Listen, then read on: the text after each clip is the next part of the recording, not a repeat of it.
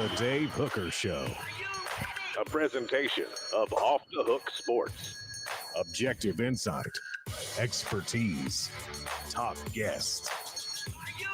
Available on YouTube, Apple, Spotify, and the Off the Hook Sports app. Download now for free. Also available on offthehooksports.com. I compute and obey. Now to Dave Hooker. Ready.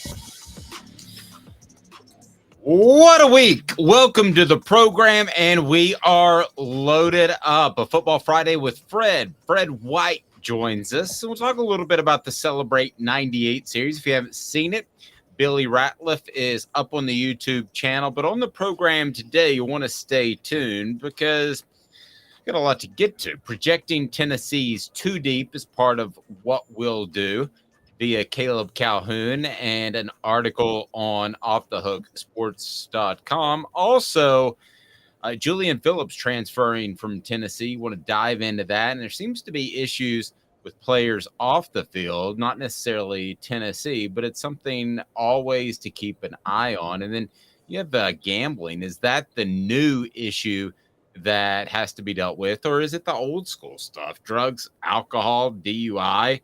Those are still serious. I'm not dismissing them, but what's the bigger concern for a college football program? I'm not talking about the safety of people. That is more important, but just in terms of gambling is so accessible now. If you're an AD, what concerns you most moving forward? What's your biggest concern? And also, you have higher expectations of Tennessee baseball or basketball. So we've got a lot to get to. So we're going to jump into that right now. And it is time to talk a little bit of Tennessee basketball. The Vols lose Julian Phillips to the transfer portal.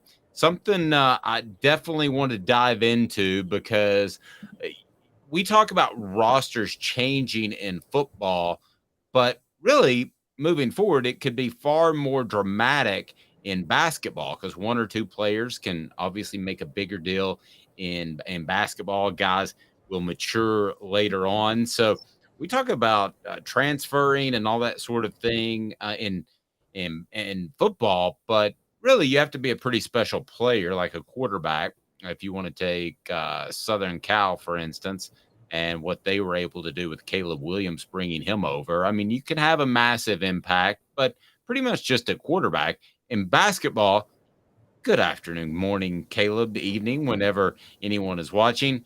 You can have one dude that can change the course of a program and turn them from an average team to a very good team or championship team. What do you think of Julian Phillips transferring? Good morning. I think Julian Phillips is transferring largely because I'm going to give some credit to Rick Barnes on this. And I can't believe I'm saying this. We talked about this last week with some of the roster turnover. I'm convinced now Rick Barnes is changing his philosophy. This is a huge sign. Rick Barnes loves the mid-range still, and he loves to have the length advantage on the inside. Well, Olivier Kamwa and Julian Phillips have both entered the portal now. These were two starters at small forward and power forward for Tennessee that were really lengthy and used size massively to their advantage. And they're both gone. And what has he gone to get in return? He's gone for sharpshooters. Don't Connect, and I think that's how you pronounce his name. I'm not entirely sure, but I would assume it's Connect. But then also the Jordan Gainey, the son of assistant Justin Gainey. These were both sharpshooters at where they were. That's their thing. They're spot-up shooters. And obviously Santiago Vescovi is back. Sure, he added Chris Ledlum from Harvard for some defensive prowess, and I was concerned about that move. But when you look at the different changes that have gone, it's pretty clear he's focusing on elite shooters more than ever before. Now, all signs other point to Freddie DeLeon being a great shooter, too, a four-star guard who committed in the middle of the season. Okay, so changing philosophies, what do you think the philosophy changes into? Because the philosophy last year was dump it into a post and he kicks it out. But the problem was the post wasn't a real offensive threat, so nobody collapsed down and they just defended the perimeter at the three-point line. So I still think you have to have, unless you're talking about a vast philosophical change, if you're still dumping in the post first, you still got to have a guy who's going to be able to scare people in the post to get defenses to collapse down. So there's a little bit of disconnect with me and what you're saying here. Are you talking about they're going to be some sort of oriented team first? Historically, in his old school methods, usually you had two guys in the post that you had to worry about typically, and that's how Barnes usually went with. Think about the Celtics teams of the 80s. You needed to worry about Parrish and McHale. Yes, McHale had the fundamentals, but Parrish was a force down low that you had to worry about. And that's how many teams were constructed for years and years and years, and that's how Barnes liked to construct his teams. He's going with one guy now. I think he's going to make sure there's only one guy and then 4 shooters surrounding him. And he has that guy. Jonas Aidoo can be that guy. Uras Plavsic can't be that guy. You and I both agree. I think that Tennessee fans will be happy if he made the dumb decision to go into the NBA draft. But Jonas Aidoo can be that guy. And they have Cade Phillips coming in, so they have a couple of options to back up Jonas Aidoo. They got Toby Awaka, too, still. So they have options in the post. But I think Barnes is going to be focusing now on making sure he has enough spot-up shooters and enough options to go to. Because last year, if Santi Vescovi wasn't hitting, the offense was just a disaster. A complete and utter disaster. So you have complete confidence in that Jonas Aidoo can scare defenses enough from the post and his ability most often, I'm referring to most oftentimes back to the basket, to create points that people have to collapse down. You have that much faith in Aidoo? Yes, because in college, unlike the NBA, you don't necessarily need footwork and fundamentals in the post. If you're athletic and can pass, which Jonas Aidoo has those two things, it can really, you can be an impact player. There were a lot of guys historically that are like that. Jonas Aidoo is very athletic, and he can kick it out. Now, yeah, that wouldn't be enough in the NBA because there's guys that are as athletic and taller than Jonas Aidoo, so his footwork is questionable. But those two things in college is enough. It's more than enough. And so I think Tennessee will be fine. Okay, so I assume we're talking about Zakai Ziegler running the point, if healthy. And then we would watch out for Freddie DeLeon. I keep saying it, but watch out for him. He is a potential superstar. Okay, so one of those two guys running the point. Yes. Right? Then at the 2, Vescovi. Yep. And then where we fit in the other shooters in, are you talking about basically the 4 positionless players and a post? Is that, well, not positionless because the point, but you see what I'm saying? 4 perimeter positionless players in the post. Yeah, a point guard, a center, and 3 positionless players. And who starts in those is a little bit, doesn't really matter. Like Santi Vescovi will obviously be one of the starters among those 3 spots. If Josiah Jordan-James returns, he'll be one of the 3 starters in those spots too. And yeah, I think one of the transfers and again, one of the transfers or Freddie DeLeon, one of those guys I think is going to take the other spot. I think DeLeon's going to see the court. I don't know if he's going to see it as the starting point guard or as the combo guard next to Zakai Ziegler, and then he takes over point guard duties when Zakai goes to the bench, which that happens a lot of times in basketball. Okay, we've got to see this happen first. But this is like Joe Rogan talking about aliens. We've got to see this happen first. But that's amazing, man. But based off what you've described, I like this team already more going into the season. We're months away, but I like this team more than I did going into last year. If Barnes holds by that, the concern to me is that it's going to work kind of okay and he gets used to it. It's kind of like a tuxedo. A tuxedo you go get and it's uncomfortable to put on and it's a little stiff, but you're like, man, I'll look pretty good in this thing. But you don't put on a tuxedo the next day. You wear whatever the heck you're going to wear, even if it's a sport coat or a suit. So that's my concern, is that he'll never be fully comfortable in this type of offense, and he won't be Tennessee tuxedo. I mean, I could see that, but the personnel he's developing, it almost seems like he's going to be forced to be comfortable in this type of offense. Oh, I forgot about Jemai Meshack. He may start too, and he's more of a defensive specialist. But if Meshack develops an outside shot, watch out. I mean, we're talking a very dangerous team. But I get your point, but it has a lot to do with the way he's constructing the roster, where he is ended up. It's almost he's going to be forced to do this. So 2 years ago, when Olivier Kamwa went down with the season-ending injury, Tennessee got significantly better after that. They went on a run. They won the SEC tournament. They got a 3 seed in the NCAA tournament. That's because Barnes was forced to play small ball and move Josiah Jordan-James to the 4. That was a huge deal. So if James comes back, you'll have Vescovi at the 2 and James at the 4, I think. And then he'll find he'll use one of the sharpshooters, either DeLeon or somebody like that at the 3. But yeah, I do think he's changing his philosophy this late in his career, which maybe he watches this show. I don't know. You don't even remember. You're too young to even remember the cartoon Tennessee Tuxedo, aren't you? I'm way too young to remember that. No idea. Yeah. What that is. I got called that in South Beach, and I just told the guy, I said, man, if you want to, because I told him I was from Tennessee. Yeah, I was like, if you want to go, we can go. And oh, you were going to fight over that?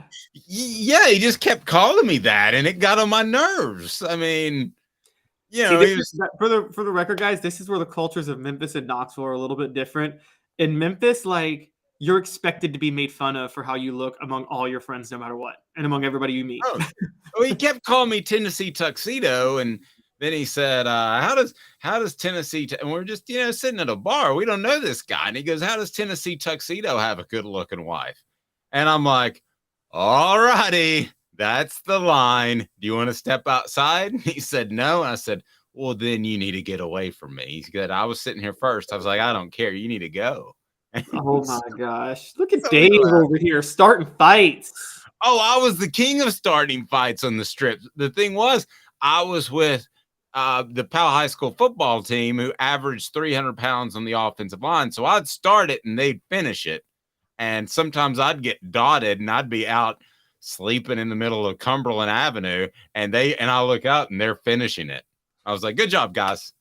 They're like, why do you smart off every time we go to the strip? So wait, you were like, I don't know if you watched wrestling in the 90s, but you were like Eric Bischoff in NWO when Eric Bischoff would just do the shadiest stuff. And then he'd like have the whole NWO gang behind him with Hulk Hogan and all those guys come and just jump everybody.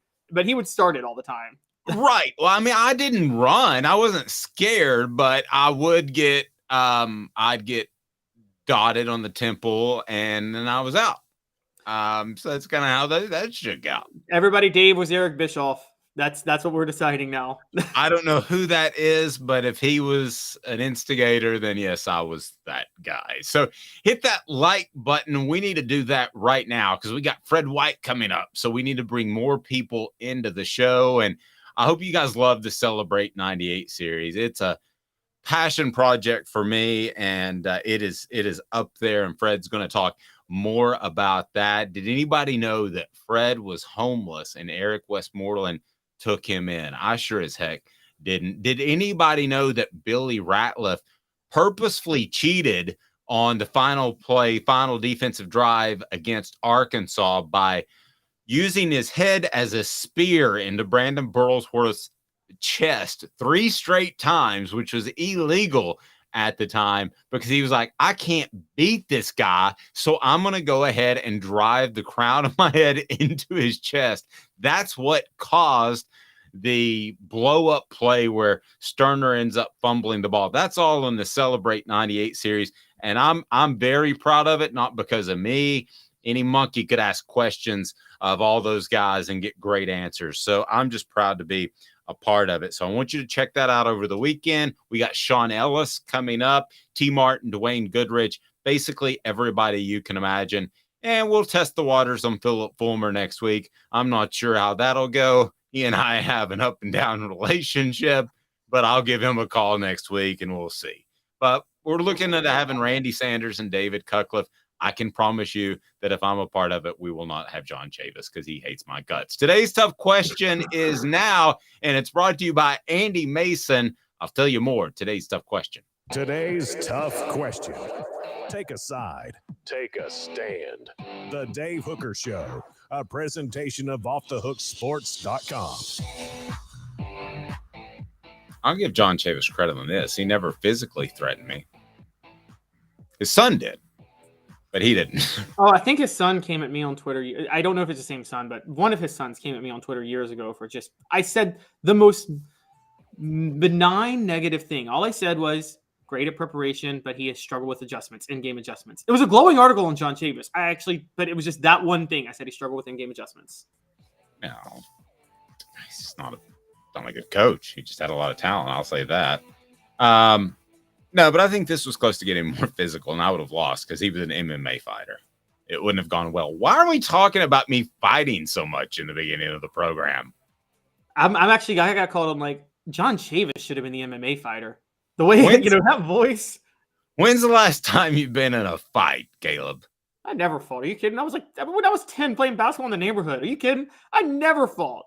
I was not that guy at all. Rebecca says, Scrappy Dave. No, I was never afraid of a fight. I also wasn't afraid to lose, which I don't know if that's a good combination or not. But do you ever watch Bill Burr has a stand-up where he talks about how he loves the Pacers-Pistons brawl that happened in 2004? And he said, I love violence. Just not when it's being done to me. But I mean, I love violence. And that's me. And yeah, I tell you, the last fight I was on, I was in the Strip. I was a senior in college. And I didn't say no more fighting forever because I got hurt, because I saw what my buddies, Powell's offensive line had a Tennessee signee, a Vanderbilt signee, and they weren't even the two toughest guys. That was my best friend at the time. So I saw what happened to another guy, and I was like, I don't want to be a part of it, because that guy might still be sipping food through straws, and that's been over 20 years ago. I don't ever want to see that again. And I was like, I'm not fighting anymore. My wife goes, thank you. Good. We weren't married at the time. It's brought to you by Andy Mason Real Estate, who I grew up with, and we never fought. AndyMasonRealEstate.com. Save thousands or tens of thousands of dollars with AndyMasonRealEstate.com. Best service, best prices in the biz. It's AndyMasonRealEstate.com. Sign up. Rebecca, do not encourage me. Rebecca says, Scrappy Dave, I like it. I don't.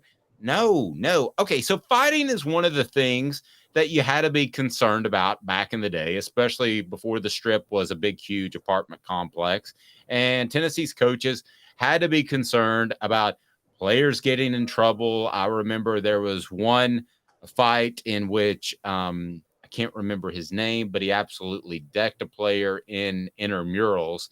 And he that was, do you remember who that was by chance? He in intramural basketball.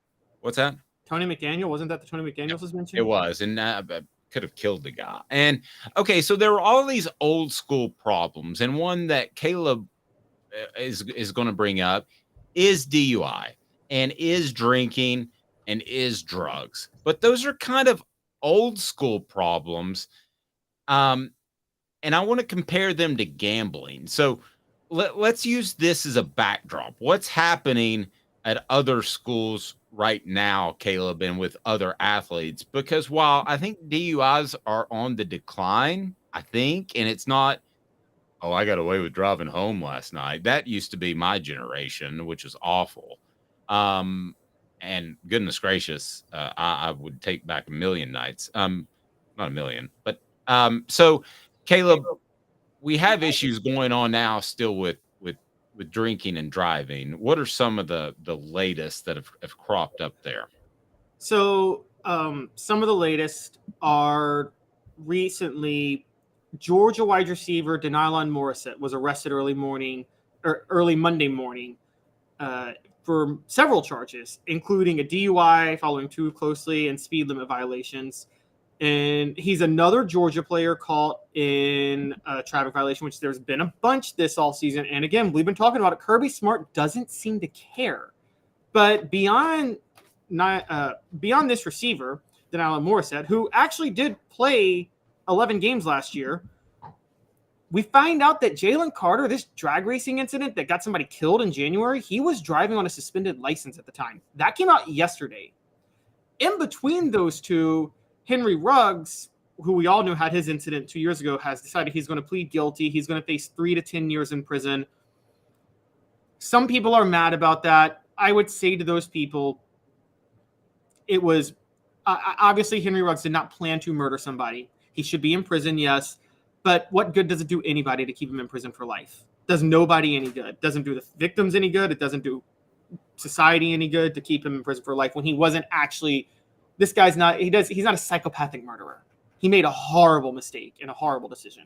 Yeah, it was almost over the top though in terms of drive. I mean, if you've ever been to Vegas and been on the Strip, I mean, you just got to be an idiot to speed on the Strip because it's 156 miles an hour. Yeah. yeah. I mean, there's so much traffic even at 4 a.m. I mean that was as dumb as a DUI as maybe I've ever heard of. Okay, I mean that was bad. So I would go harder on him.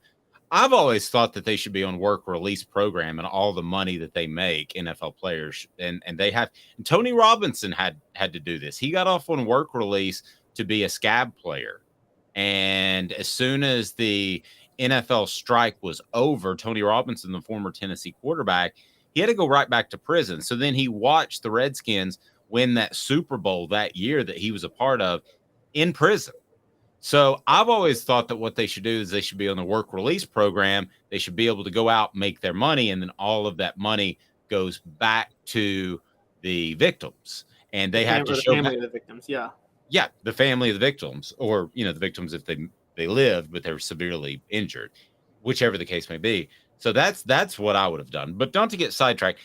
I think these are things that have been somewhat addressed. I think these are things that are always going to be around in our society, and you should always be concerned about it. But Kirby Smart clearly hasn't addressed it, but yes. well, no, Kirby Smart had better, and I think that racing is as big or a bigger issue of DUI from a very good source in the Georgia program that I was told that's an issue because you have that little strip between Athens and Atlanta that it was almost like it was made for racing. I mean, it's just a wide open 4-lane road. It's separated by median. I mean, really, if you wanted to race, that's the ultimate place of any place I've traveled to do it.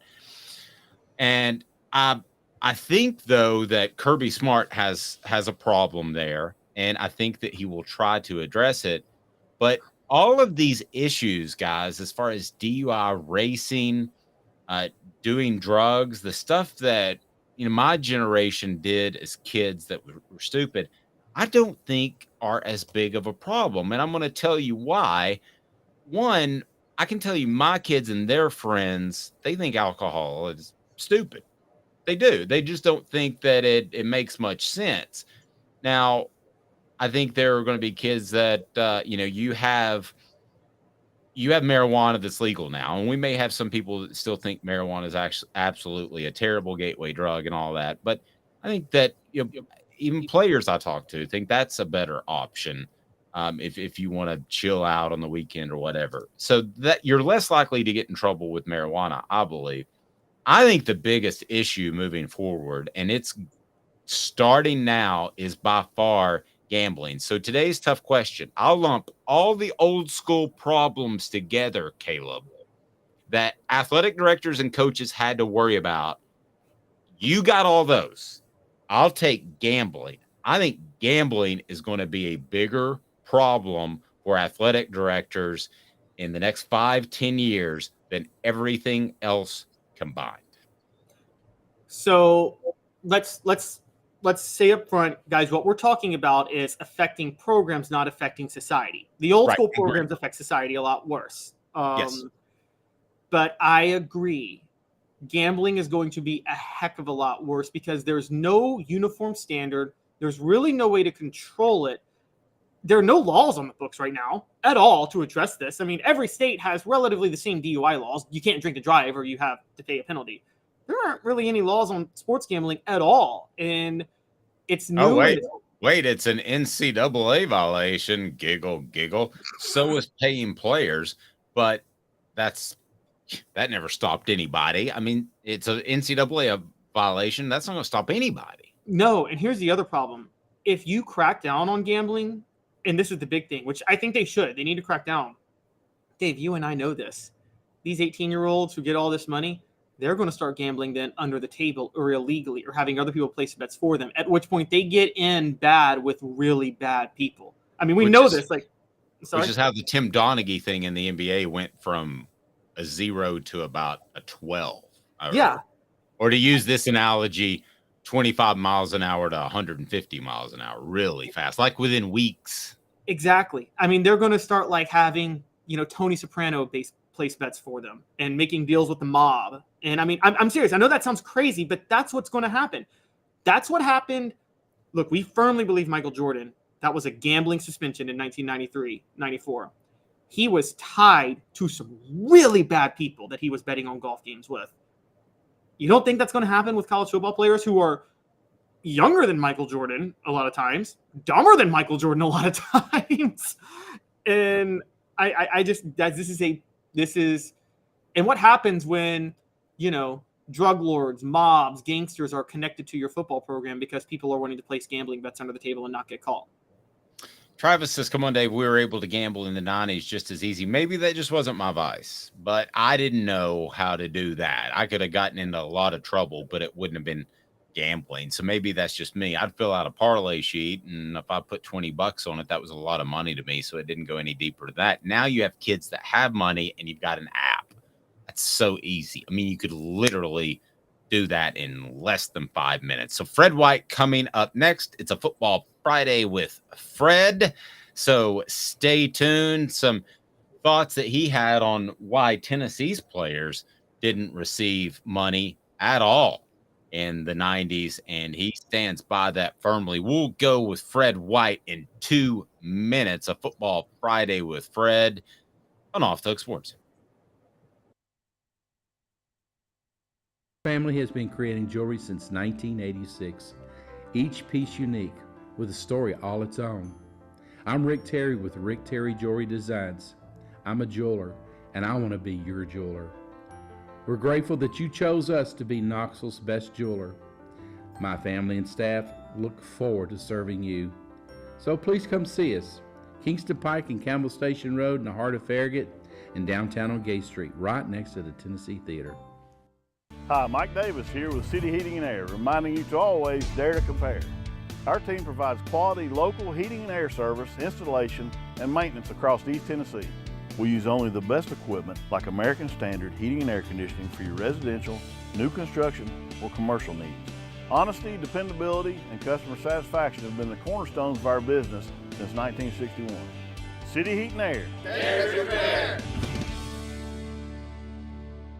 With all that sun, sand, and salt water, the beach is a very relaxing place. Unless you wear contacts. Ow! Open your eyes to the best the beach has to offer with LASIK vision correction from Campbell Cunningham Laser Center. Ah. Do you want to own the more that owns every job? Then get to Vassy Lawn and Garden in Cleveland and get you a Toro. I'm David Vassy, here to talk to you about Toro. With a Toro Zero Turn, you'll get more out of every minute and you'll reach the finish line faster. At Vassy's, we like to say, no matter if you're mowing 3 acres a week or 11 lawns a day, homeowners and business owners alike find confidence in equipment they can trust from top to bottom. Vassy Lawn and Garden, Highway 60 North in Cleveland. Man alive, it's worth the drive. These mountains hold and defend a spirit far better than moonshine. A drink that holds flavor, that becomes necessity. A hard cider made and relished by folk who are as hearty as they are legend. A refreshment that can only be found in one place. With a taste that makes you say, give me 3 bottles of the good stuff. Tennessee Cider Company, where necessity can be found. Who's this guy? Hello, wizard. The Dave Hooker Show, a presentation of Off the Hook Sports. What? YouTube, Apple, Spotify, and the free Off the Hook Sports app. Back to Dave Hooker. All right, let's get to Fred White. Love it. Fred White joins us each and every Friday. Portions of the program brought to you by Tennessee Cider Company, including Fred White's appearance. Go to TN Cider Company.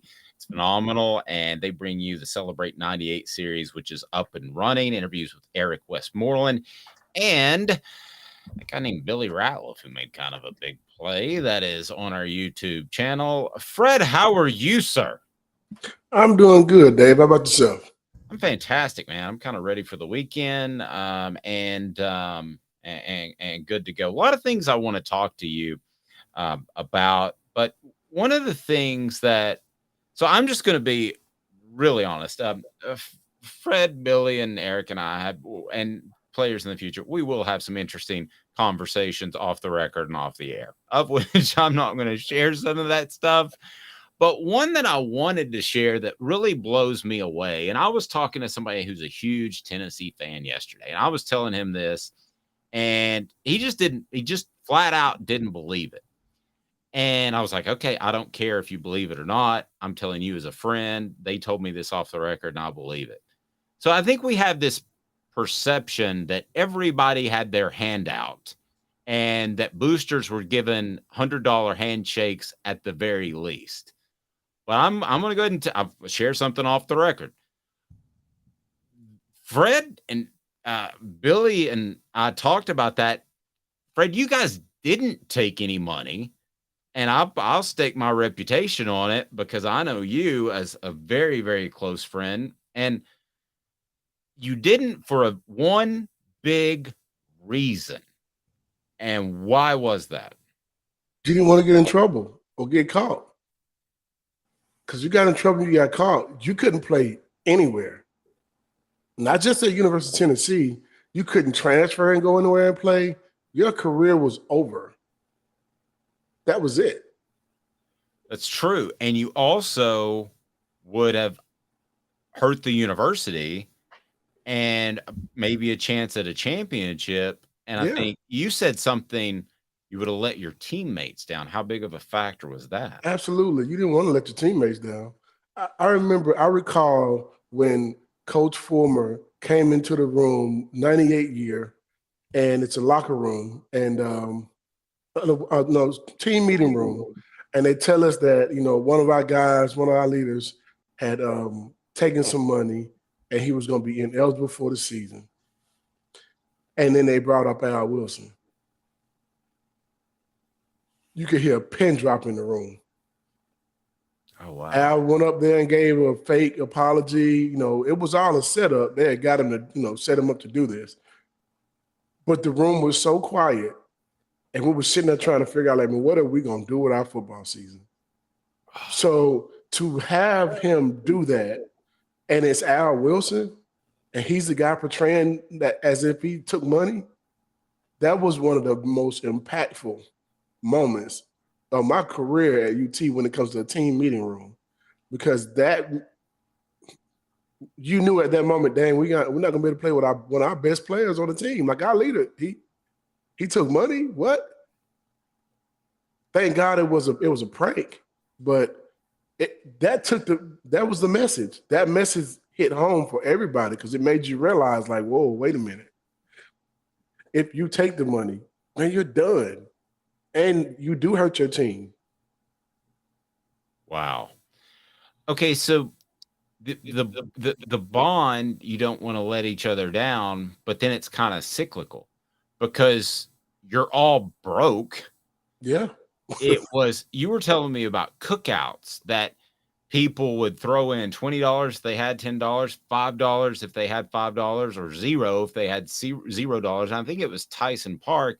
Mm-hmm. And so everybody being broke brought you together because it took a collective, not like the collectives now, to have a cookout.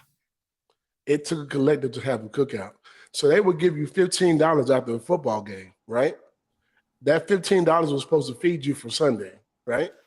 Because the cafeteria was closed. Because the cafeteria is closed. You had one meal on Sunday. Cafeteria closed after breakfast. If you don't make it to breakfast, you're pretty much, that's it, And after breakfast, you don't have anything else outside of that's open. You have to feed yourself. That was the rules back then. And think about something. You get $15. You're probably gonna go to Gus's or somewhere on the strip and get you a meal after the game. They didn't have a meal waiting for us after the game like these guys do. You just got $15. That was it. So you took $5 of those dollars to probably buy you a Gus burger or, shout out to Gus's on campus. But, that's probably what, because it was like $5 and some change. So, now you got $10 left, basically, and you may spend some of that too to eat the next day. So we were doing cookouts and guys just, whatever they had left over would be $5, $3, $2, whatever it may be. Somebody may have 10, somebody may have 8, Whatever you had, you bring it to the table, and we're gonna go get money, get food. And Eric Westmoreland, there's not gonna be a guy that played on the defensive side of the ball that don't tell you about this same thing, about how we pool money together to have cookouts. I can go all the way down the list. Sean Ellis is gonna talk about it. Darren Walker's gonna talk about it. Jeff Coleman's gonna talk about it. Al Wilson's gonna talk about it. Dion is gonna talk about it. Dwayne Gribber is going to talk about it. Steve Johnson, Cozy, every last guy that we bring on, going to bring this up. Wow. Every last guy. You remember the cookouts we used to have? Yeah, man, we used to pool our money together. Absolutely. I can't. And you guys are doing monumental things, and I just can't imagine if, sending my son off, which was the age that you guys were, and here he only – especially if I didn't have anything to give him, he's got $15 to get through basically almost like 36 hours to eat. And it just, that to me really stood out. Caleb, jump in here. Portions of the program brought to you by City Heating and Air Conditioning, cityheatandair.com. Integrity matters. They've been in business for 50 years. So you know that you're going to be taken care of. That HVAC unit may not need to be replaced, may just need a part or free on. Caleb? Fred, how much of what was happening in the 90s did that have an impact on you guys too? And what I mean by that is when you were being recruited, you were part of the 95 signing class, I believe, right? Yes. And that was right as Miami went on probation. That was just as Auburn was coming off probation. Alabama had the Antonio Langham scandal, which had them on probation, that they had to forfeit all their games. How much of that weighed on you? Like, oh, this is really serious. Because that seemed like you hate to say this, but the golden age of the NCAA bringing the hammer down on teams. Yeah. Hey, we got to keep in mind the team that I committed to was Miami, and they went on probation. Alabama was a school I wasn't going to go to because they tried to lie about them being able to go, getting ready to go on probation. And then Ole Miss, it just came off probation. And you know what I mean? So, like, that's why you don't take money. Like, man, I can't take no money because you don't want to be the guy that got your team in trouble. Because the guy's going to look at you different afterwards. You have let them down. That's not, you just didn't want to be the guy. Now, did somebody take some money? If they did, I didn't know about it. That bond that just kept that's the theme of the series, is that bond that just kind of keeps cycling to make good things happen and to save lives, basically. So I'd encourage people to check it out. But Fred, there's one thing I want to throw at you. So I see that high school teams will play each other in a spring game. And that's different from college. I realize that. But I'm curious what your thoughts would be if, let's say, Tennessee played Clemson in a spring game. Is that something that's even doable? Because the spring games are kind of boring right now. What's just, and the thing I love about Fred, if I come up with a stupid idea, he'll just say that's stupid. But what do you think? What would you think about that to draw a little bit more interest into spring games? It's pretty bland this year. I mean, spring game ain't really it's not really a game. It is kind of to showcase what you have. You're building for the next year, really. I don't put any stock in the spring game, not an ounce of it, because some of the guys that are going to be playing on Saturdays during the fall won't even really suit up for spring game. You're only going to see snippets of guys. It's really to come and see the young guys more than it is to see a guy who's a superstar on the team. You know what I mean? Like, those guys aren't going to play that long in the game. Yeah, I mean, you want to come see a guy like a Nico or one of the receivers that came in. These are the guys that you want to see, the young guys. You want to see what they look like. How much did they progress? That's more so than anything. So if we were going, you would sell tickets, yeah, but you also risk having an injury that could end up lasting all the way to the season. I mean, I don't feel like there's a need to play another team. So you're just saying it's a stupid idea by Dave. It's not my first, won't be my last. No, I'm not going to say it's a stupid idea, but because quite frankly, they might do some stuff like this. But I just look at it like it's an extra game that you really don't have to play, and it's an opportunity to get injured. Yeah. Anytime you put it up, shoot up the pass, man, it's an opportunity to get injured, especially when you're going against somebody else. I mean, yeah, they do it in high school. This is college, you know. Yeah, so it's Leave a little it like bit it different. is. Yeah, it's a little bit different. I mean, they do the scrimmages team to team in the NFL, which I always thought was interesting. I don't see how tempers don't flare more often, but they always do, Fred. We always see a tussle. They do. And So, I think it's something about the element of surprise. Let's say you have to play that team later on, and we play Clemson in a spring game, and then all of a sudden, now we got Clemson in a bowl game or a playoff. I'd much rather play them in the playoff. Yeah, fair point. Speaking of the spring game, I'm mixed on Cam Seldon, running back, and I know you watched it, and I know you talked to people within the program. We've seen a lot of guys like Kirsten Biggers come through and have good springs, and I like Dylan Sampson a lot. We obviously know what Tennessee's going to get out of Jabari Small and Jalen Wright. So is Cam Seldon a real thing? Should we be buying him for the upcoming season, or was that a guy to take on some carries in spring camp? Oh, no. I think he's a real deal. Okay. I think at 6'2", 200 and some odd pounds, the way he runs, his speed, vision, I think he's a guy that you're going to see on the football field. I think he's somebody you'll see play on Saturdays. He's going to find a way to make some time in there. Dylan Sampson, I think, he might be the best of them all too. But I think he may be the best of them. We have a good problem to have right now in our backfield. You can't never have too many. I mean, if you look at what we had, Jamal Lewis went down, we plug in Travis and Travis. I mean, you can never have too many. I mean, and the next year, our senior year, we have Travis and Travis, and we bring in a guy by the name of Ontario Smith. So you can never have too many home run hitters in your backfield. I mean, that's a good problem to have.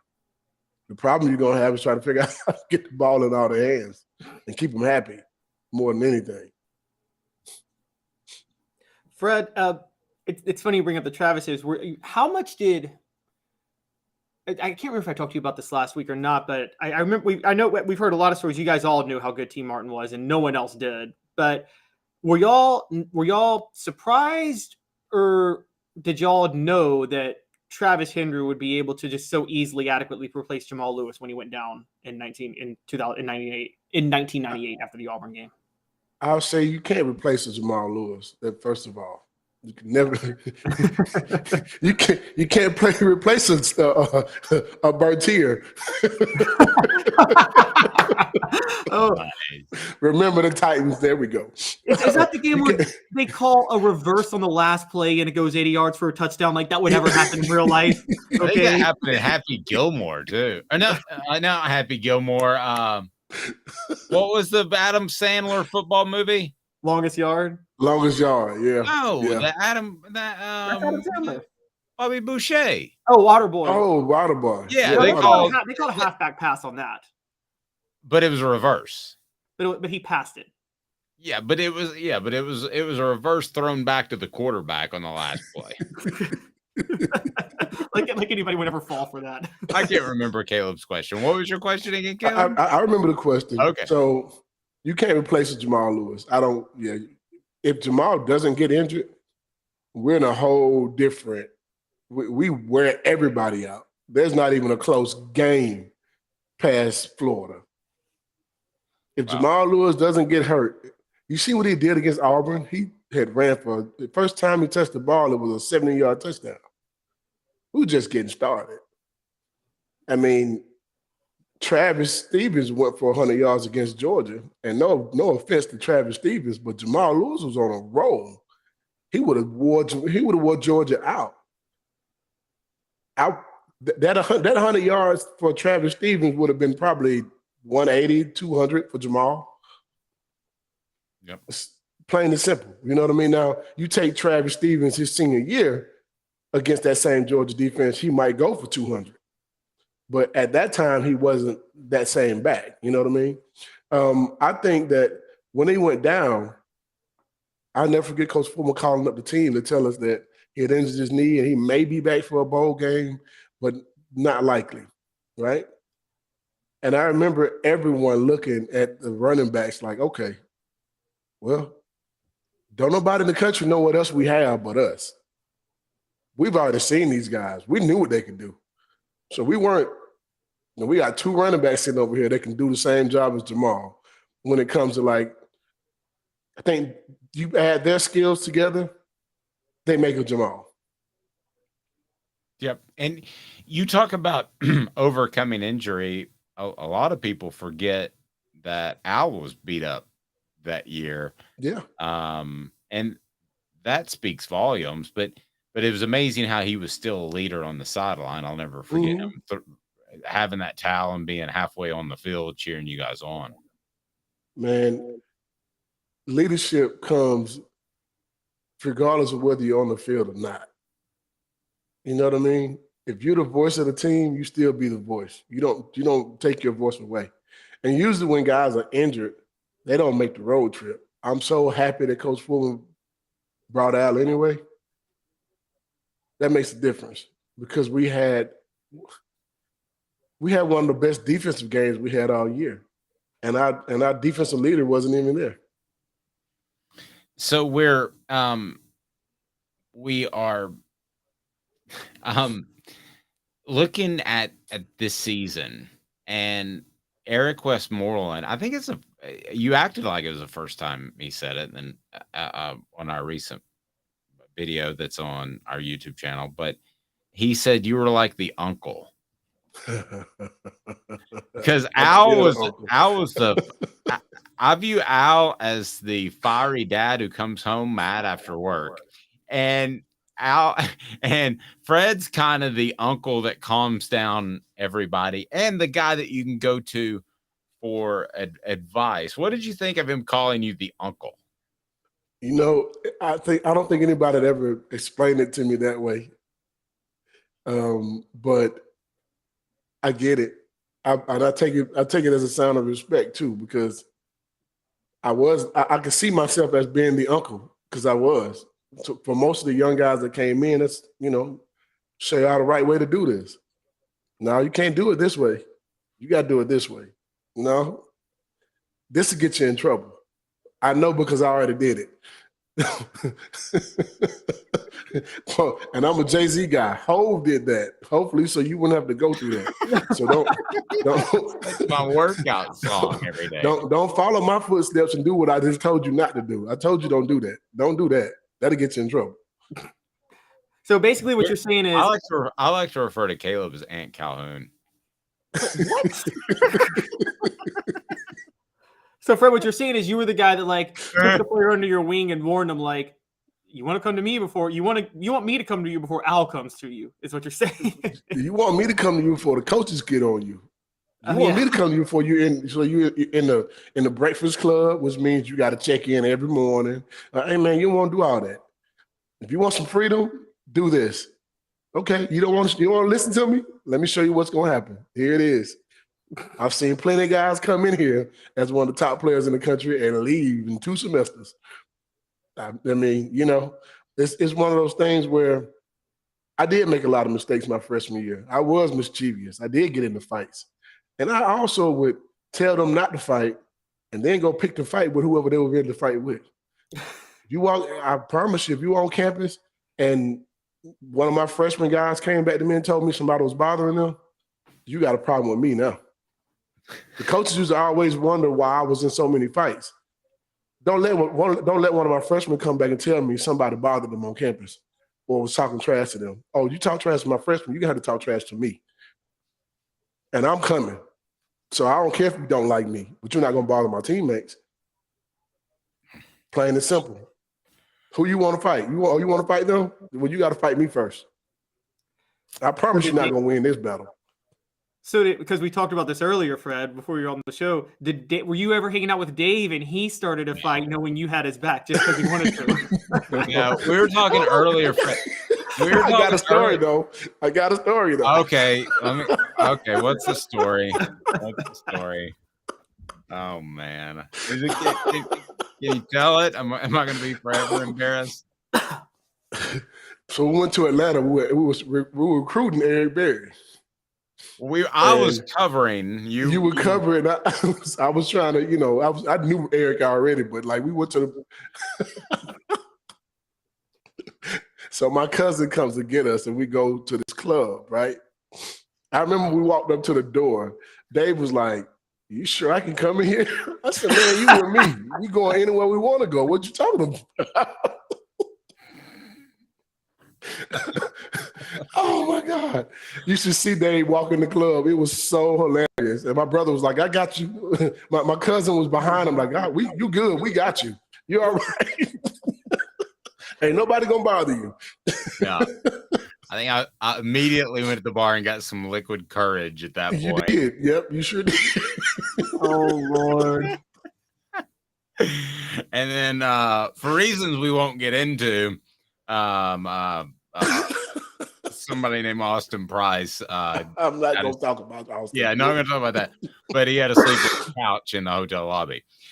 Portions of the program are brought to you by Craft Treats. Go to crafttreats.com, and with crafttreats.com, use the promo code Off the Hook. Use the promo code Off the Hook. You get 20% off of CBD treats that we probably could have used to chill us out a little bit, and it helps with digestive issues. It also helps with your pet's anxiety and your pet's arthritis. My dog has arthritis and takes it, and it's fantastic. So go to crafttreats.com, use the promo code Off the Hook for all their treats, CBD or otherwise, and get 20% off. That's the promo code Off the Hook. You mentioned Al Wilson. In that interim, you're still very tied into the university. You still, I mean, Fred, for those that don't know, he'll have players that will call him that played 7, 8, 10 years after and say, "Hey, what do you think about maybe this business deal or this sort of thing?" And who's the best leader do you think that Tennessee has had since Al Wilson? It's a tough one. If you got 2 or 3, throw them at me. Yeah, that's a tough one because I don't think nobody can measure up to what he did. Well, nowhere close to him, but just in the time period since. Who has been a great leader for Tennessee? And Caleb, maybe you have some ideas. I got one already in my head, but I'll see where you guys go first. So it's almost like you're asking.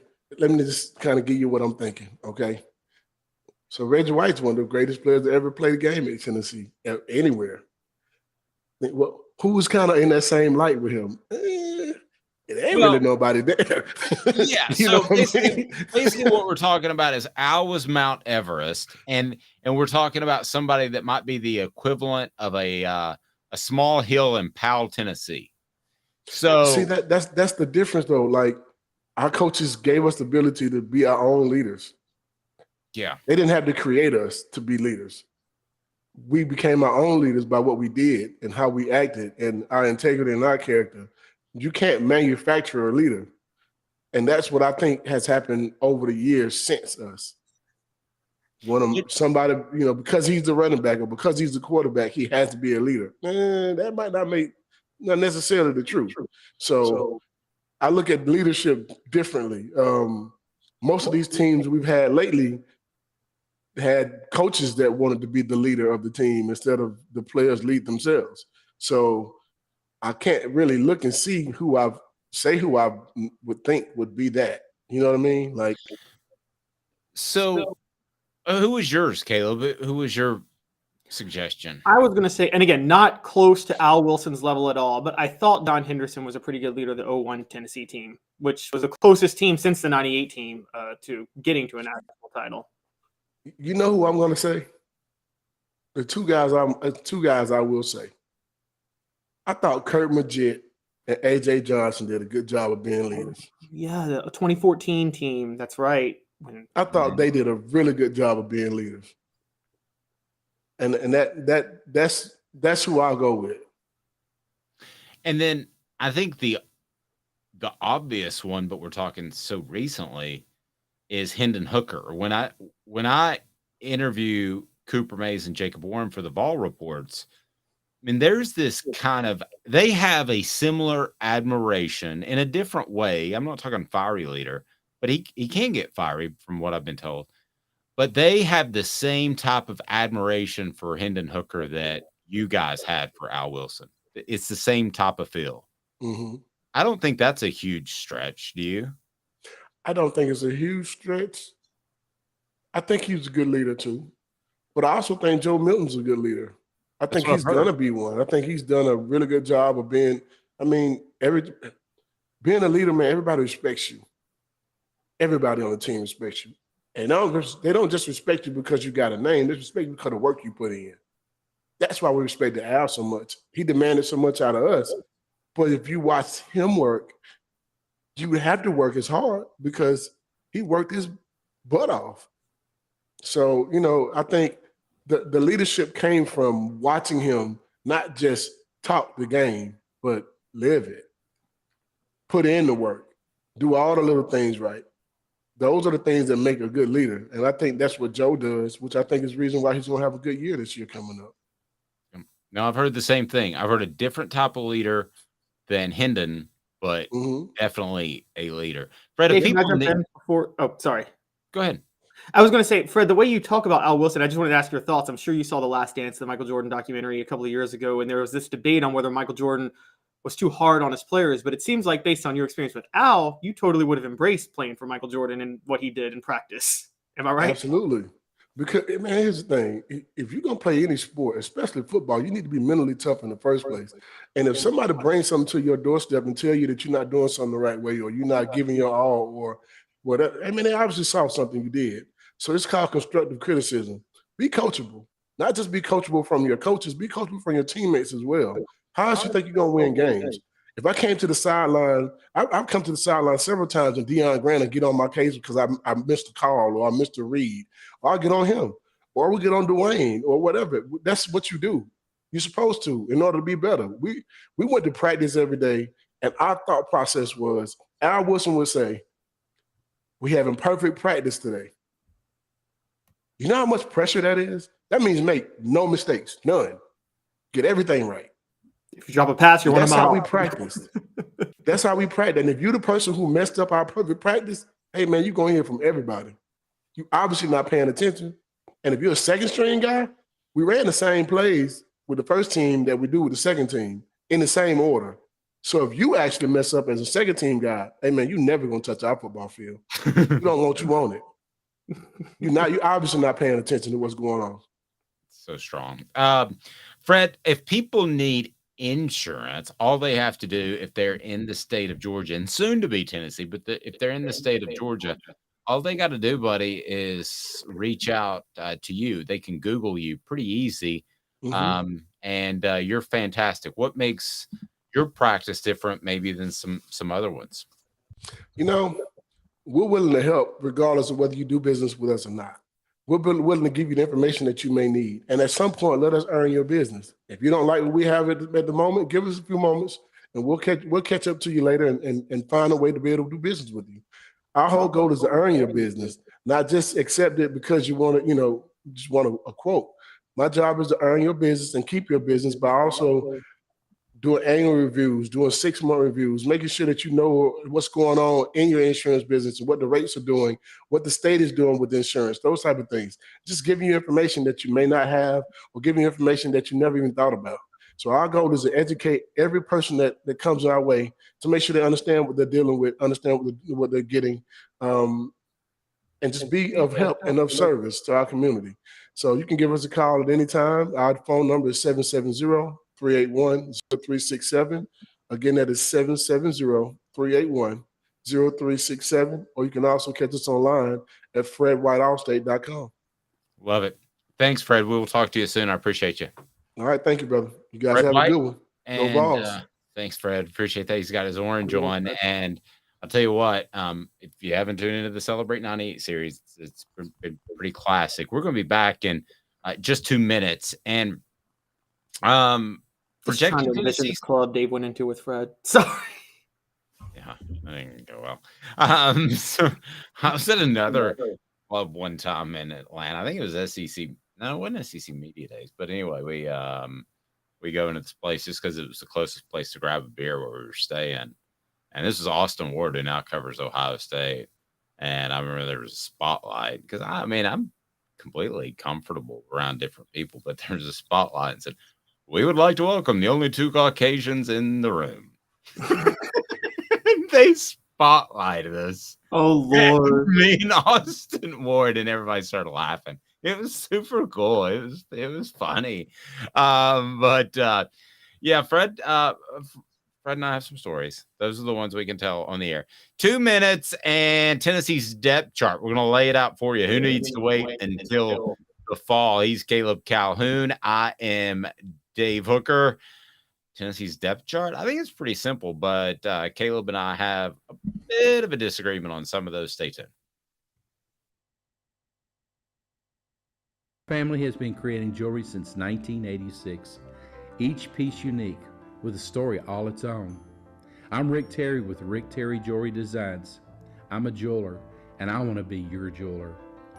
We're grateful that you chose us to be Knoxville's best jeweler. My family and staff look forward to serving you. So please come see us.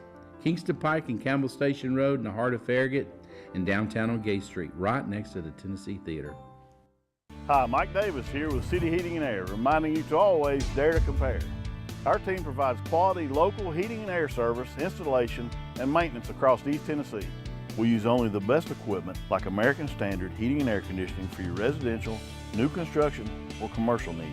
Honesty, dependability, and customer satisfaction have been the cornerstones of our business since 1961. City Heat and Air. Dare to compare. With all that sun, sand, and salt water, the beach is a very relaxing place. Unless you wear contacts. Ow! Open your eyes to the best the beach has to offer with LASIK vision correction from Campbell Cunningham Laser Center. Do you want to own the more that owns every job? Then get to Vassy Lawn and Garden in Cleveland and get you a Toro. I'm David Vassy, here to talk to you about Toro. With a Toro Zero Turn, you'll get more out of every minute and you'll reach the finish line faster. At Vassy's, we like to say, no matter if you're mowing 3 acres a week or 11 lawns a day, homeowners and business owners alike find confidence in equipment they can trust from top to bottom. Vassy Lawn and Garden, Highway 60 North in Cleveland. Man alive, it's worth the drive. These mountains hold and defend a spirit far better than moonshine. A drink that holds flavor that becomes necessity. A hard cider made and relished by folk who are as hearty as they are legend. A refreshment that can only be found in one place. With a taste that makes you say, "Give me 3 bottles of the good stuff." Tennessee Cider Company, where necessity can be found. Objective coverage. Hey, that's new. If we get caught, we're going to jail. The Dave Hooker Show, a presentation of Off the Hook Sports.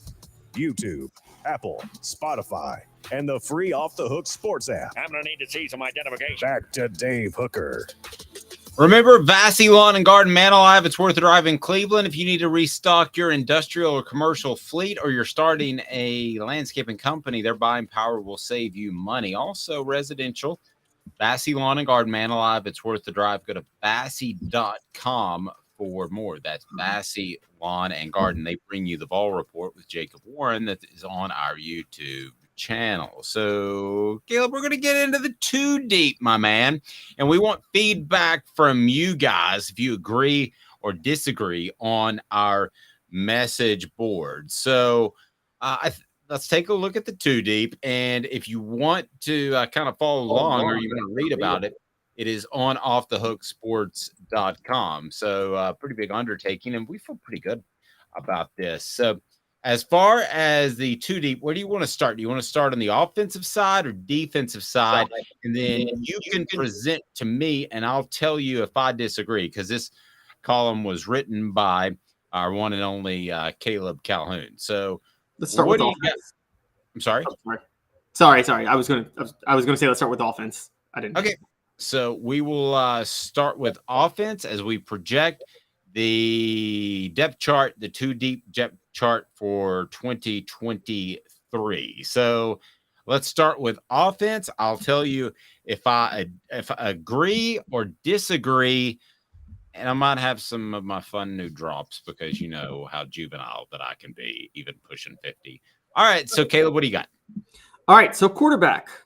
Oh, and by the way, I forgot to say, here's what you need to do if you want to be a part of the program in the future. And also, if you want to get notifications, turn your notifications on. But Jacob Warren, what do they need to do?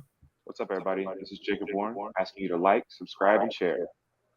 Dave needs this. Yes, I do. Thank you, Jacob. I do need that. So we need you to like and subscribe.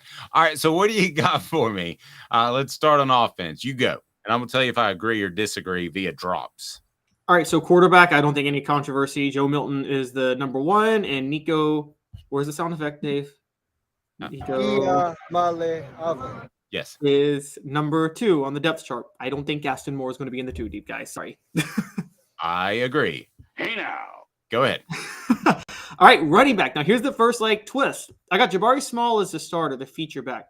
I got Dylan Sampson taking the number 2 back role from Jalen Wright, guys. I love what you're doing with Sampson. I do. So yeah, I'm gonna agree with you. I think that Dylan Sampson is the next superstar at Tennessee. Hey now. All right. Wideout. The number 1 wideout's going to be Brew McCoy. Anybody disagree with that? You've agreed that he's the best NFL prospect on offense, right? Yes. Okay. Number 2, and this isn't set in stone, but I think Ramel Keaton is going to hold on to the number 2 wideout spot.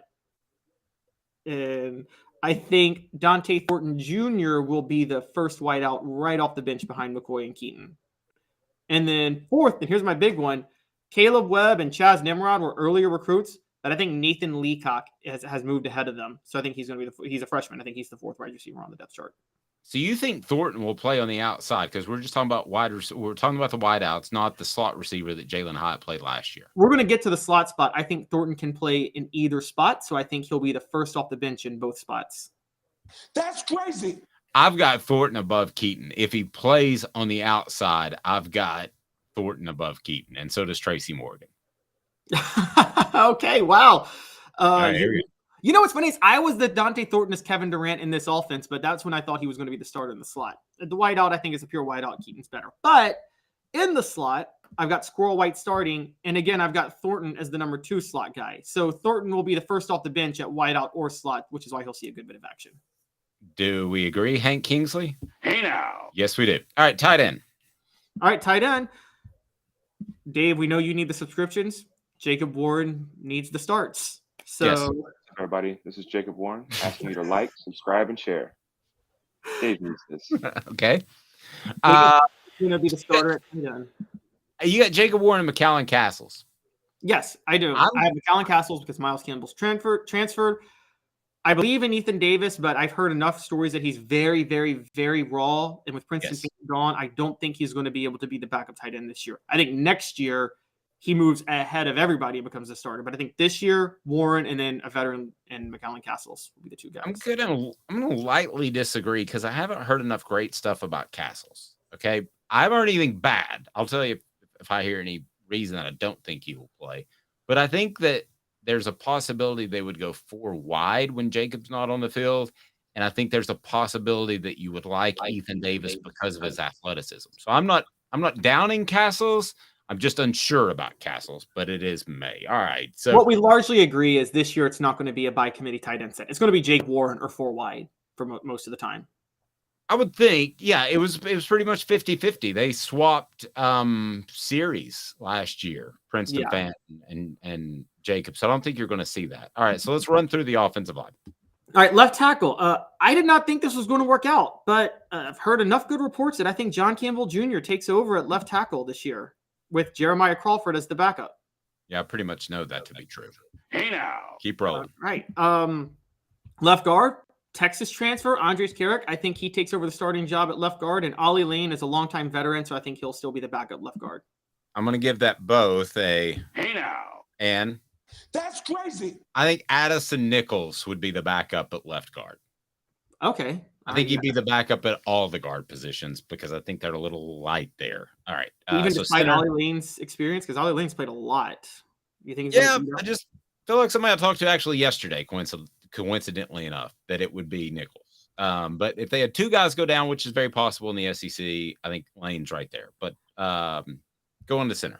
Okay, so my center, and this is why I didn't have Addison Nichols in the guard spots. I've got the obvious Cooper Mace starting at center, but then I've actually got Addison Nichols as the backup center. And I think they're going to want to get him as many reps at center as possible so he's ready to go in case Mace gets hurt. I believe that's absolutely correct. Hey now. All right. And so right guard, you're probably going to disagree with me on this because you did with left guard. You'll agree with the starter, Javonte Spraggins. But again, I think because Ollie Lane will be the first guard off the bench behind Carrick or Spraggins. So I got him as the backup again at right guard. Okay. I could roll with that the same way I did left guard. All right, right tackle? And right tackle, Gerald Mincy moved over. I think he's going to be the starter there. And I think he's not Darnell Wright, but I think he's a potential star. So I think he's going to be the starter. And Jeremiah Crawford is going to back up John Campbell Jr. and Gerald Mincy. He'll be the first tackle off the bench behind Campbell and Mincy. My thoughts on left tackle are this. First portions of the program brought to you by Campbell, Cunningham, Taylor, and Hahn. I do not have any problems with my eyesight far away or up close, and it's pretty awesome. So you need to check them out. And Campbell, Cunningham, Taylor, and Hahn also has the vision centers to take care of you, and their vision centers are simply awesome. As far as right tackle, it's going to be a fall off there, but I think that's the absolute direct decision that Tennessee will go in. All right. Do you want to turn it to defense now? Yep. And they finally seem to have the depth they need at defense. We'll start with edge rusher, which, as you know, edge rusher and defensive end are a little bit different. The edge rusher could play with his hand down or his hand off, and it just depends on what they want to do in the moment. I think the starter for that one will be Roman Harrison. I know we all believe in Joshua Joseph's long-term potential, but Mike Eckler all but basically said Roman Harrison was ahead of everybody in spring camp. And I don't think he's a veteran. He was third on the team in tackles for a loss last year. So I think Harrison holds it. Josephs is right behind him. Okay. I can roll with that. I'll give that a big hey now. All right. Defensive tackle, Amari Thomas is obviously the top defensive tackle. We agree with that. And then I'm going Bryson Eason will be the number 2 guy, Karat Garland, the number 3 guy, and DeJoun Terry, number 4. And for the record, Elijah Simmons, Nathan Robinson, and Arizona State transfer Omar Norman Lott will all be part of the rotation. I think the 3 main guys will be Amari Thomas, Bryson Eason, and Karat Garland. Elijah Simmons is the X factor. He has the ability, if he gets mean and aggressive, he could, I'm not comparing him to Reggie White, okay, but, Reggie White was soft a little bit his junior year and then had a fantastic senior year. So if you see that sort of jump, I think he has that sort of ability. He could be the guy at the end of the year that, if he has the right mentality we're talking about, is the breakout player on this football team. I believe that. I'm not saying it'll happen because mentality is a big part of the game, but it could happen. So I would add that in there for a little bit of context. What else you got? Okay. Would you say Thomas and Eason will be the main starters in the middle, though? Unless Simmons just suddenly goes crazy. Okay. Yes. All right. So the other edge rusher, Thomas definitely. I mean, if Simmons comes out of this, if Simmons just gets darn angry, and I remember Albert Haynesworth, Jeff Fisher told him, he said, "You just got to get so angry and during a game that because he lacked a little bit of that to play hard all the time." Now it resulted in him raking his cleats across the Dallas Cowboys offensive lineman's face, which is bad. But if Simmons turns into that, where he gets angry at football, the guy that's across from him at life during those 60 minutes, then that's the X factor on the defensive line and maybe the entire team. For Davis patches a Houlihan from dodgeball. You got to get mean. You got to get angry. Yeah, exactly. He needs to look over and see his wife with another man and his kids giving him the bird. That's what he needs. Exactly. All right. So the other edge rusher, this is, and I separate the Leo versus the defensive end because the defensive end is the guy on the other side who plays always with his hand down. And I've got Tyler Barron starting there with Byron Young gone, and I think Tyree West is going to back him up this year. And so I got Tyler Barron and Tyree West. I will give that a big. Hey now. That's absolutely correct. What else? All right, Mike linebacker. Aaron Beasley resuming his role that he had last year. And I heard good things, particularly from Josh Ward, that Elijah Herring will be his backup this year. I can see that. I don't think you want Aaron Beasley to get hurt, though. That's yes. If there were 3 guys, and obviously the quarterback is always one with any team. And then if I made a list of 3 guys, Beasley might be the one guy that. But you got Healy too. But go ahead, continue with the list. Yeah. So on the weak side, which is replacing the role Jeremy Banks had, I've got Keenan Peely as the starter. But this is one where you can afford an injury because I think the guy backing him up, Arian Carter, young guy, but I'm hearing a lot of good things about him. See, I'm gonna switch it up a little bit. I think, and this is based off me watching their tape, and I'll do a little digging to have some better insight next week. I think that Peely seems like a more natural fit at Mike, and then maybe you get Arian Carter and you just said his name, and Elijah Herring or no Aaron Beasley. Yeah, maybe put Beasley on the outside, possibly. I'm just throwing that out there. Nothing I've been told. Okay. I mean, I feel like Beasley was sent on a lot more rushes last year and was even less reliable in coverage than Banks, even though Beasley was a natural safety. But we'll see. So that's the only reason I had him at Mike. Yes. Because I think weak side has to be in coverage a little bit more. Okay. So cornerback. Now, this is my going all out there. I think Jordan Matthews becomes the number 1 cornerback. The freshman out of Louisiana, I think he becomes the number 1 cornerback, and I think he finally becomes what Josh Heupel has been looking for this whole time. I'm your huckleberry. Possibly. I think that there's a realistic chance of that. And I think he could be Tennessee's shutdown corner that they've been missing for so long. What else you got? And the number 2 corner will be Gabe Judy-Lally, the other BYU transfer on the other side. I think he's a fundamentally sound cornerback, the guy that can guard the number 2 receiver, but is just not athletic enough to guard the number 1 receiver. And that's where I got him. That's crazy. I think Gabe Judy-Lally is going to be the backup at almost every position in the secondary. All right, so who starts? Well, do you think my third guy starts at the other spot, which is Warren Burrell, who returns from injury?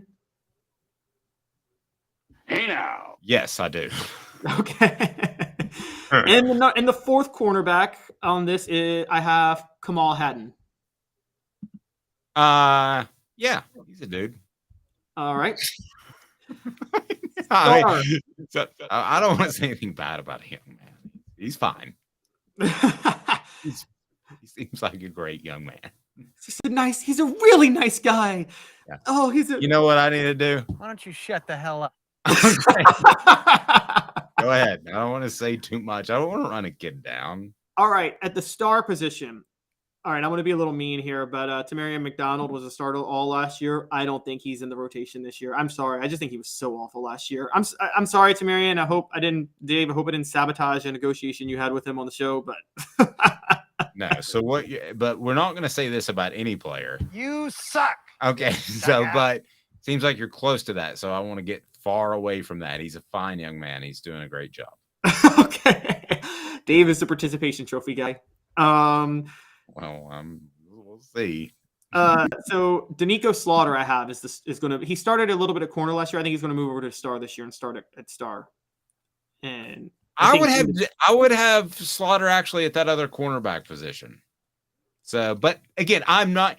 I'll give you insight when I have it. I'm just looking at skill set. I'm not saying that he's going to be that, but based off anything I've been told, but that just seems like that way at skill set. Go ahead. That's possible, but I thought with Burrell and Gabe Judy-Lally, neither who played last year, they would take it. But you might be right. But I have Slaughter starting at star, and then I have Brandon Turnage right behind him. Turnage backed up Theo Jackson a couple of years ago, and then his one start was SEC Defensive Player of the Week. I think he might get that role back this year. Okay, so I'm much higher on Slaughter than you are, and I think Gabe Judy-Lally is going to be a utility player across the secondary and very valuable. So even if he doesn't start, I think at the end of the year, you're going to look at him and say, that's a very important player because somebody's going to get hurt at some point or that's true. Suspended because some drunken idiot comes into their girlfriend's room And they don't realize how strong they are, and they throw a punch and accidentally break their face. But other than that, all right, what else we got? All right, so at strong safety, no surprise, Jalen McCullough is the starter. And I think and my shock is that I think Jordan Thomas takes the backup role. The reason is a lot of people talk about Andre Turntine, but based on things you told me and things I've read, it just doesn't seem like he's figured it out. That's crazy. I'm taking Gabe Judy Lawley as the back. So you got him as the backup just all across the board. I really do. Yeah, okay. I think he's a smart guy. He's going to learn all the positions, and I think he's definitely going to be the backup of the two safety positions. And in a pinch, he would be able to do so at cornerback. All right, and that's then my free safety is the utility defensive back of last year, and the guy who I thought really emerged towards the end of the year, and that's Wesley Walker. I think is going to replace Trayvon Flowers at free safety. Hey now, love that. And behind him will be the son of Rodney Harrison, Christian Harrison, who I feel like is football smart. And if there's one position in the secondary that, I mean, they all require football smarts to a degree, but the one that requires the most football smarts is free safety. So I think Christian Harrison will be ready. Say wham. I'm with that. All right. Trying to figure out a way to work in that draw, but that one may go away. All right. Do we have anybody left, or are we good? Well, special teams, I think Charles Campbell starts at kicker. Jackson Ross, the rugby dude, starts at punter. And Dylan Sampson will be the kickoff returner, while D. Williams is the punt returner. And don't underestimate this, guys. Matthew Solansky is the long snapper. With Morgan Cox still in the NFL, Tennessee football is long snapper you. It is. It's been punter you. I mean, you just stop by Knoxville and you become an NFL punter. Ask Tommy Townsend. Yes. So there we go. Weekdays, 10 a.m. Check out the Celebrate 98 series. Don't forget to do what, Jacob Warren? What's up, everybody? This is Jacob Warren asking you to like, subscribe, and share. Dave needs this. Yes, he does. He's Caleb Calhoun. I'm Dave Hooker. Hope everybody is having a fantastic weekend, and we will talk to you each and every weekday at 10 a.m.